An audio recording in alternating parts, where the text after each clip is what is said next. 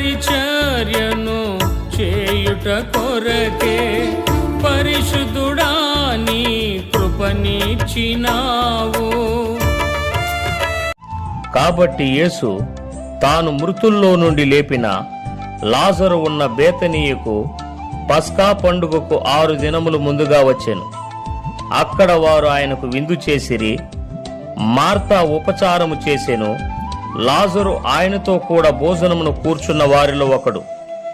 అప్పుడు మరియా మిక్కిలి విలువగల అచ్చ జటామాంసి అత్తరు 1 సేరున్నర ఎత్తు తీసుకొని యేసు పాదములకు పూసి తన తల వెంట్రుకలతో ఆయన పాదములు తుడిచెను. ఇల్లు ఆ అత్తరు వాసనతో నిండెను. ఆయన శిష్యులలో ఒకడు, అనగా ఆయనను అప్పగింపనయ్యున్న ఇస్కరియోతు యూదా, ఈ అత్తరెందుకు 300 దేనారములకు అమ్మి బీదలకు ఇయ్యలేదనెను.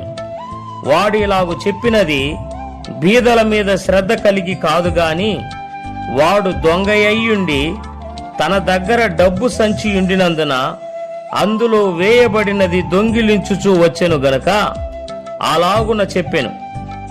కాబట్టి యేసు, నన్ను పాతిపెట్టు దినమునకు ఆమెను దీని నుంచుకొననీయుడి. బీదలు ఎల్లప్పుడూ మీతో కూడా ఉందురు గాని నేనెల్లప్పుడూ మీతో ఉండనని చెప్పెను. కాబట్టి యూదులలో సామాన్య జనులు ఆయన అక్కడ ఉన్నాడని తెలుసుకొని యేసును చూచుటకు మాత్రమే గాక మృతుల్లో నుండి ఆయన లేపిన లాజరును కూడా చూడవచ్చిరి. అతనిని బట్టి యూదులలో అనేకులు తమ వారిని విడిచి యేసునందు విశ్వాసముంచిరి గనుక ప్రధాన యాజకులు లాజరును కూడా చంపన ఆలోచన చేసిరి. నీ పరిచర్యను చేయుట కొరకే పరిశుద్ధుడా నీ కృపనిచ్చినావు.